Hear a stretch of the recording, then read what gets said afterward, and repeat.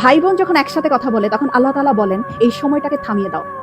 আমি খুব অবাক হয়েছিলাম এই হাদিসটা শুনে। আচ্ছা, ভাই বোন কথা বললে ফেরেশতাদেরকে আল্লাহ কেন সময় থামিয়ে দেওয়ার কথা বলল? পরে যখন ডিটেইল জানলাম তখন খুব কষ্ট লাগলো। ডিটেইলটা ঠিক এরকম ছিল। ভাই বোনের সাথে এই পৃথিবীর পরে আর কখনোই দেখা হবে না। হাসরের ময়দানে না, আখিরাতে না, কিয়ামতের পরে না, জান্নাতে না, জাহান্নামে না, কোথাও না।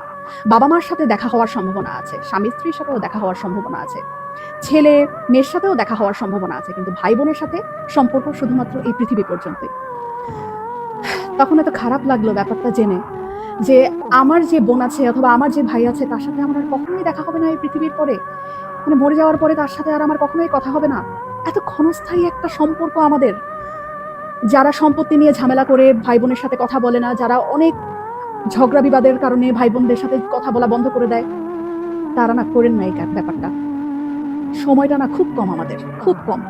এত কম সময় নিয়ে আমরা পৃথিবীতে এসেছি এবং এই কম সময়ের মধ্যে আমরা আবার কলুষতা, আমরা আবার ঝগড়া বিবাদ এইরকম করে আমাদের এত কাছের এত আপন একটা মানুষ, একই পেটের মায়ের পেটের বোন, মায়ের পেটের ভাইয়ের সাথে কথা বলা বন্ধ করে দিলাম। এই মানুষগুলোর সাথে তো আমাদের আর পৃথিবীর পরে দেখাও হবে না, কথা হবে না। কি দরকার মনে এত কষ্ট রেখে? ভুলে যাই না সব, ভুলে যাই। অল্প একটু সময়ের ব্যবধান, তারপরে সব নাই, শেষ।